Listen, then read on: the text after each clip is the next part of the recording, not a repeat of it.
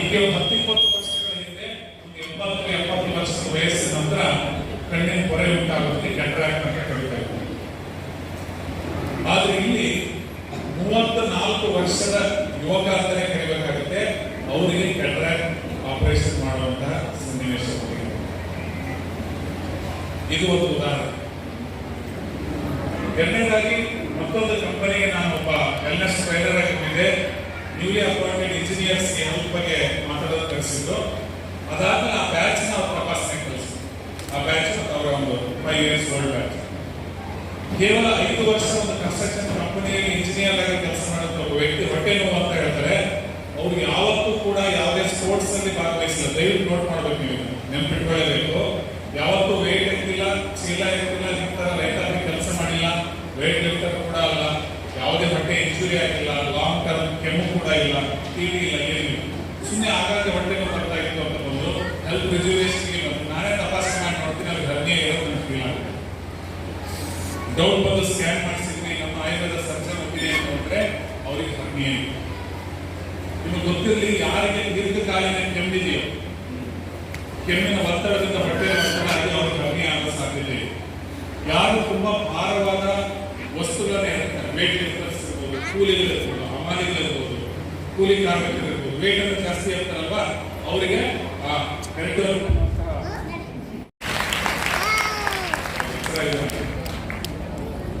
ನೋಡಿ, ನಾನು ಇಂತಾನೆ ಹೇಳ್ತಾ ಇದ್ದೆ, ಕ್ಯಾನ್ಸರ್ ಅನ್ನುವಂಥದ್ದು, ಥೈರಾಯ್ಡ್ ಸಮಸ್ಯೆ ಅನ್ನುವಂಥದ್ದು, ಬೊಜ್ಜು ರೋಗ ಅನ್ನುವಂಥದ್ದು, ಸಕ್ಕರೆ ಕಾಯಿಲೆ ಸಮಸ್ಯೆ ಮನೆಗಳಲ್ಲಿ ಕಾಣ್ತಾ ಇದೆ.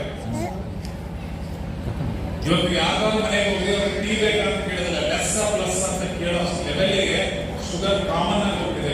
ಯಾಕೆ ಇನ್ನು ಶುಗರ್ ಬಂದೇ ಇಲ್ಲ ನಿಮಗೆ ಅಂತ ಕೇಳ್ತಾರೆ 40 ನಾವು ತಂತ್ರಜ್ಞಾನದಲ್ಲಿ ಮುಂದುವರೆದ್ವಿ, ಶಿಕ್ಷಣದಲ್ಲಿ ಮುಂದುವರೆದ್ವಿ, ಫ್ಯಾಷನ್ ನಲ್ಲಿ ಮುಂದುವರೆದ್ವಿ.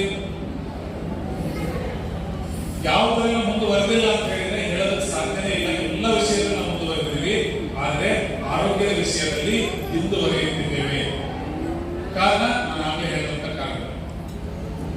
ವೈದ್ಯನಾಗಿ ಬರೀ ಕಾಯಿಲೆಗಳ ಬಗ್ಗೆ ಹೆದರಿಸ್ತಾ, ನಿಮಗೆ ಹಾರ್ಟ್ ಪ್ರಾಬ್ಲಮ್ ಆಗುತ್ತೆ, ನಿಮ್ಮ ಕಿಡ್ನಿ ಫೇಲ್ಯೂರ್ ಆಗುತ್ತೆ, ನಿಮ್ಮ ಲಿವರ್ ಹಾಳಾಗುತ್ತೆ, ನಿಮಗೆ ಕ್ಯಾನ್ಸರ್ ಬರ್ಬೋದು, ನಿಮ್ಮ ಮಕ್ಕಳಿಗೆ ಸಂತಾನಹೀನತೆ ಸಮಸ್ಯೆ, ಗಟ್ಟಿಟ ಬುದ್ಧಿ, ಈ ತರಹದ ಸುಮ್ಮನೆ ಭಯ ಹುಟ್ಟಿಸೋ ಪೀಠಿಕೆಯನ್ನು ಮಾತ್ರ ನಿಮಗೆ ಹೇಳ್ತಾ, ಈಗ ನೀವು ಆಯುರ್ವೇದದ ಪ್ರಕಾರವಾಗಿ ಏನನ್ನ ಮಾಡಿದ್ರೆ ನೀವು ನಿಮ್ಮ ಆರೋಗ್ಯವನ್ನು ಸಂರಕ್ಷಿಸಿಕೊಳ್ಬಹುದು ಅನ್ನೋ ವಿಚಾರಕ್ಕೆ ಹೋಗೋಣ. ಇಲ್ಲ ಕಾಮನ್ ಆಗಿ ಹೇಳ್ತೀನಿ, ಮಹಿಳೆಯರನ್ನು ಉದ್ದೇಶಿಸಿ ಮಾತಾಡ್ತೀನಿ, ಆದ್ರೆ ಪುರುಷರು ಕೂಡ ಅದನ್ನು ಪಾಲನೆ ಮಾಡಬೇಕು. ಆಮೇಲೆ ಸ್ಪೆಸಿಫಿಕ್ ಆಗಿ ಗರ್ಭಾಶಯದ ಆರೋಗ್ಯ 15-20 minutes ನಾನು ಮುಗಿಸ್ತೀನಿ. ಆಮೇಲೆ ಅಷ್ಟೇ. ರೆಡಿನಾ? ಎಲ್ಲೋ ರೆಡಿನಾ?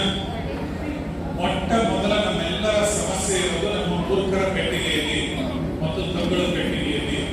ಅಂತ ಹೇಳಿದ್ರೆ ಮೂರ್ಖರ ಪೆಟ್ಟಿಗೆ ಯಾವುದು? ಟಿವಿ ಸರ್, ಟಿವಿ ತಂಗಳನ ಪೆಟ್ಟಿಗೆ, ರೆಫ್ರಿಜರೇಟರ್. ಎರಡರಿಂದ ಎಷ್ಟು ಅನಾಹುತ ಆಗ್ತಾ ಇದೆ ಅಂದ್ರೆ, ನಮ್ಮಲ್ಲಿ ಒಂದು ಬಹಳ ದೊಡ್ಡದಾದ ಸಂಸ್ಥೆನ ಕೆಲಸ ಮಾಡ್ತಾ ಇರೋದ್ರಿಂದ ಅನೇಕ ವಿಷಯಗಳನ್ನು ನಾವು ಸಮೀಕ್ಷೆ ಮಾಡ್ತಾ 5,000-6,000 2-3 years. ಅದರಲ್ಲಿ ಕಂಡು ಬಂದಂತ ಸತ್ಯ ಏನಪ್ಪಾ ಅಂದ್ರೆ, ಹೈಪರ್ ಆಸಿಡಿಟಿ.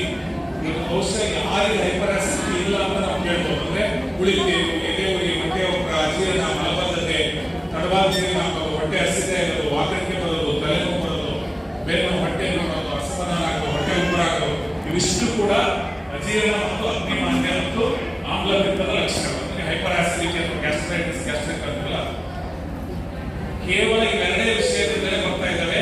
ಇದು ಯಾವುದು ಬ್ಯಾಕ್ಟೀರಿಯಾ ಅಂತ ವೈರಸ್. ನಿಮ್ಮ ಎಸಿಡಿಟಿ ಕಡಿಮೆ ಆಗ್ಬೇಕಂದ್ರೆ ಮೊಟ್ಟ ಮೊದಲಿಗೆ ಮಾಡಬೇಕಾದ ಒಂದು ಕೆಲಸ ಏನಪ್ಪಾ ಅಂದ್ರೆ, ಟಿವಿ ಮುಂದೆ, ಮೊಬೈಲ್ ಮುಂದೆ, ಲ್ಯಾಪ್ಟಾಪ್ ಮತ್ತು ಟ್ಯಾಬ್ಗಳ ಮುಂದೆ ನೀವು ಆಹಾರವನ್ನು ಸೇವಿಸೋದನ್ನ ನಿಲ್ಲಿಸಬೇಕು. ನಿಮ್ಗೆ ಸ್ವಲ್ಪ ತಮಾಷೆ ಅನಿಸ್ಬೋದು, ವೈಜ್ಞಾನಿಕವಾಗಿ ಥಿಂಕ್ ಮಾಡೋಷ್ಟು ಕೆಪಾಸಿಟಿ ಇದೆ. ನಾವು ಟಿವಿ ಮುಂದೆ ಕೂರ್ತಿರೋದಕ್ಕೂ ನಮ್ಮ ಬೊಜ್ಜಿಗೆ, ನಮ್ಮ ಕೊಲೆಸ್ಟ್ರಾಲ್ಗೆ, ನಮ್ಮ ಅಜೀರ್ಣಕ್ಕೆ, ನಮ್ಮ ಆಸಿಡಿಟಿಗೆ ಸಂಬಂಧ ಏನು? ಮೇಲ್ನೋಟಕ್ಕೆ ಸಂಬಂಧ ಇಲ್ಲ. ಆದ್ರೆ ನೀವು ಯಾವಾಗ ಅನ್ಯ ಮನಸ್ಕರಾಗಿ, ಅಂದ್ರೆ ಮನಸ್ಸನ್ನ ಬೇರೆ ಕಡೆ ಹರಿಸಿ ಆಹಾರವನ್ನು ಸೇವಿಸ್ತೀರೋ, ಒಂದು ಆಹಾರದ ಪ್ರಮಾಣದ ಮೇಲೆ ನಿಮಗೆ ಕಂಟ್ರೋಲ್ ಇರೋದಿಲ್ಲ. ಕರೆಕ್ಟಾ? ಅಲ್ಲಿ ಏನು ಏನಾಗುತ್ತೆ, ಎಸ್ ಪಾಸ್ ಬಿಗ್ ಪಾಸ್ ಇವೇ ಜಾಸ್ತಿ ಕೊಡಲ್ಲ. ಸೀರಿಯಲ್ ಅಲ್ಲಿ ಯಾವಾಗ ಅತ್ತೆ ಇವ್ರನ್ನ ಸೊಸೆಯನ್ನು ಹೊರಗಾಕ್ಬಿಡ್ತಾಳೆ, ಇವ್ರು ಯಾವಾಗ ಹೊಡೆದು ನೋಡ್ತಾ ಒಂದು ನಾವು ಆಹಾರದ ಪ್ರಮಾಣನ ಹೆಚ್ಚಿಗೆನೂ ತಿನ್ಬೋದು, ಕಡಿಮೆನೂ ತಿನ್ಬೋದು. That is called mall nutrition. ಹೆಚ್ಚು ತಿಂದು ಮಾಲ್ ನ್ಯೂಟ್ರಿಷನ್, ಕಡಿಮೆ ತಿಂದು ಮಾಲ್ ನ್ಯೂಟ್ರಿಷನ್. ಎರಡನೇದಾಗಿ ನಮ್ಮ ಗಮನ ಟಿವಿ ಕಡೆ, ಲ್ಯಾಪ್ಟಾಪ್ ಕಡೆ, ಮೊಬೈಲ್ ಕಡೆ, ಸಾಮಾಜಿಕ ಜಾಲತಾಣಗಳ ಕಡೆ ಇದ್ದಾಗ ನಾವು ಆಹಾರವನ್ನ ಚೆನ್ನಾಗಿ ತೆಗೆಯೋದಿಲ್ಲ. ಆಹಾರ ಮ್ಯಾಸ್ಟಿಕೇಶನ್ ತೆಗೆಯೋದು ಜಮಡೋದು ಅಂತೀವಲ್ಲ ನಾವು ಆಹಾರವನ್ನ ಚೆನ್ನಾಗಿ ಜಮಡಲ್ಲ. ನೀವು ಯಾವಾಗ ಆಹಾರವನ್ನ ಚೆನ್ನಾಗಿ ಅಗೆಯೋದಿಲ್ವೋ ಅಜೀರ್ಣ ಎನ್ನುವಂಥದ್ದು ಬಾಯಿಂದಲೇ ಆರಂಭವಾಗುತ್ತೆ. ದಯವಿಟ್ಟು ನೆನಪಿಟ್ಕೊಳ್ಳಿ. ನಮ್ಮ ಜೊಲ್ಲಿನಲ್ಲಿ ಪೀಟ್ ಆಗಿರುತ್ತೆ. ಯಾವಾಗ ಬಾಯಲ್ಲಿ ನೀವು ಇಟ್ಕೊಂಡಂತ ಆಹಾರವನ್ನು ಜಗಿಯುವಾಗ ಆ ಸಲೈವರಿ ಅಮಲೇಸ್ ಅಥವಾ ಪೀಟ್ ಆಗಿದೆ ನಮ್ಮ ಎನ್ಸೈಮ್ ಆಗುತ್ತದೆ, ಇನ್ಕಂಪ್ಲೀಟ್ ಆಗುತ್ತೆ. ನೀವು ಎಂತಹ ಪೌಷ್ಟಿಕ ಆಹಾರವನ್ನೇ ತಿನ್ನಿ, ಅನ್ಯ ಮನಸ್ಕರಾಗಿ ತಿಂದಾಗ ಅದು ಅಜೀರ್ಣಕ್ಕೆ ಕಾರಣ. ಇದನ್ನೇ ಆಯುರ್ವೇದದಲ್ಲಿ 10,000 ವರ್ಷಗಳ ಹಿಂದೆ ತನ್ಮನ ಮುಂಚಿತ ಅಜರ್ಪನ್ ಆಹಾಸ ನಾತಿಗ್ರಂಥಕಮಸ್ನ್ಯ, ಕೃಷ್ಣೇಯಸ್ನ್ಯ, ಸಿದ್ಧಮಸ್ನ್ಯ, ಕಾಳಿಯಸ್ನ್ಯ, ಶೀರ್ಣಿಯಸ್ನ್ಯ ಮಂತ್ರಗಳು ಕಲಿಸ್ತಾ ಇದೆ. ಇಷ್ಟು ಸತ್ಯಗಳನ್ನ ಅವರು ಆಧ್ಯಾತ್ಮಿಕವಾಗಿ 10,000 ವರ್ಷಗಳ ಹೇಳಿದ್ರು. ಅದು ಇವತ್ತು ನಮ್ಮ ಸಂಶೋಧನೆಗಳ ಮೂಲಕ ನಾವೇ ದೃಢಪಡಿಸ್ತೀವಿ. That holds true even today ಅಂತ ಎಲ್ಲ ಆಯುರ್ವೇದದ ಮುನಿಗಳಿಗೆ ಒಂದು ಜೋರಾದ ಚಪ್ಪಳೆ ಬರ್ಬೋದಾ ಸರ್? ಪರಿಹಾರಗಳಿಂದ ಮತ್ತೊಂದು ಪರಿಹಾರಗಳಂದ್ರೆ ಕನ್ನಡದಲ್ಲಿ ಹೇಳಿ, ಆಹಾರವನ್ನ ಸೇವಿಸುವಾಗ ಸಂಪೂರ್ಣ ಗಮನವನ್ನ ನಿಮ್ಮ ತಟ್ಟೆ ಮೇಲೆ, ನಿಮ್ಮ ತಿನ್ನುವ ಆಹಾರದ ಮೇಲೆ ನೀಡಿ.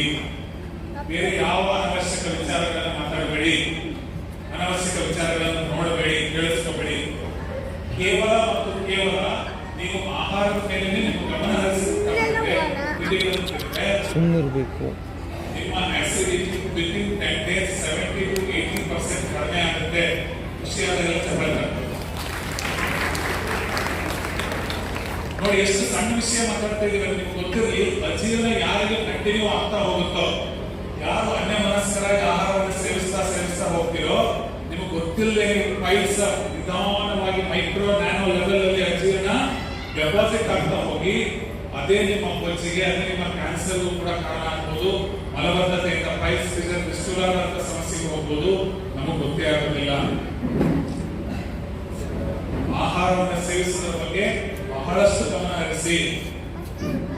ನಿಮ್ಮ ಟಿವಿ, ಲ್ಯಾಪ್ಟಾಪ್, ಮೊಬೈಲ್ಗಳ ಮುಂದೆ ಕೂತು ದಯವಿಟ್ಟು ಕೈ ಮುಗಿದು ಕೇಳ್ಕೊಡ್ತೀನಿ, ನೀವು ಆಹಾರವನ್ನು ಸೇವಿಸಬೇಡಿ. ನಮ್ಮ ಆಸ್ಪತ್ರೆ ಅಕ್ಯೂಟ್ ಗ್ಯಾಸ್ಟ್ರೈಟಿಸ್ ಇದೆ, ಸಂಪರ್ಕದಿಂದ ನಾನು ಮೆಡಿಸಿನ್ ಬರೆಯಲ್ಲ. ದಯವಿಟ್ಟು ಹೇಳೋದಷ್ಟು ಯಾವ ತರ ಕೇಳ್ಕೊಂಡು ಲೈಫ್ ಸ್ಟೈಲ್ ಕರೆಕ್ಷನ್ಸ್ ಮಾಡ್ತೀನಿ. ಒಂದು ವಾರ ಕಂಟಿನ್ಯೂ ಮಾಡ್ತೀನಿ. 80% ನಾನು ವಿತೌಟ್ ಎನಿ ಮೆಡಿಸಿನ್ ಆರಾಮಾಗಿದ್ದೀನಿ ಪರಿಸ್ಥಿತಿ ನೋಡಿ. ಈ ವಿಷಯ ನಮ್ಗೆ ಗೊತ್ತಿಲ್ಲ. ಇವತ್ತು Davanagere, Hassan, Mysuru tyre 1, tyre 2 cities ಅಲ್ಲಿ ಹೈಯೆಸ್ಟ್ ಅಕ್ಕಿ, ಗೋಧಿ, ಬೇಳೆ ಅಷ್ಟೇ ಇವತ್ತು ಆಸಿಡಿಟಿ ಮಾತ್ರೆಗಳು, ಆಸಿಡಿಟಿ ಸಿರಪ್ಗಳು ಮಾರಾಟ ಆಗ್ತಾ ಇದ್ದಾವೆ. ವೈದ್ಯರಾದವರು ಇಲ್ಲಿದ್ದೀರಿ, ಫಾರ್ಮಾ ಕಂಪನಿ ಮೆಡಿಕಲ್ ಶಾಪ್ ಇಟ್ಕೊಂಡು ಅಣ್ಣಾವಿದ್ದಾರೆ, ನಿಮ್ಗೆ ಗೊತ್ತಿರೋ ಅಕ್ಕಂದಿದ್ದೀರಿ. ರ್ಯಾನಿಟಿಲಿ ಎನ್ನುವಂತ ಆರ್ಲಾಕ್ ಅಂತೀವಿ, ಎಕ್ಸಿಲಾಕ್ ಅಂತೀವಿ, ರ್ಯಾಂಟ್ಯಾಕ್ ಮಾತ್ರೆಗಳು ಅಂತೀವಿ. ಅದು one of the cancer causing agent ಅಂತ ಬ್ರಿಟಿಷ್ ಮೆಡಿಕಲ್ ಜರ್ನಲ್ ಒಂದು ಆರ್ಟಿಕಲ್ ಅಲ್ಲಿ ಬರೆದಿದೆ. ಕ್ಯಾನ್ಸರ್ ಉಂಟು ಮಾಡುವಂತಹ ರಾಸಾಯನಿಕಗಳಲ್ಲಿ ಅತಿ ಹೆಚ್ಚು ಭಾರತದಲ್ಲಿ ಸೇಲ್ ಆಗುವಂತಹ ಆರ್ಲಾಕ್ ಅಥವಾ ಎಕ್ಸಿಲಾಕ್ ಅಥವಾ ರ್ಯಾನಿಟಿಲಿನ್ ಎನ್ನುವಂತಹ ರಾಸಾಯನಿಕದ ಒಂದು ಮಾತ್ರೆ ಕಾರಣ ಆಗಿದೆ. One of the reason. ನಾವೇನ್ ಮಾಡ್ತಿದ್ವಿ, ಟಿವಿ ಮುಂದೆ ಕುತ್ಕೊಂಡು ತಿನ್ನೋದು, ಉಳಿತೀವಿ, ಎದೆ ಬೊಜ್ಜು, ಮಲಬದ್ಧತೆ, ಗ್ಯಾಸ್ ಟ್ರಬಲ್, ಹೇಗೂ ಬಿಡುವಂತ ಮಾತ್ರೆ.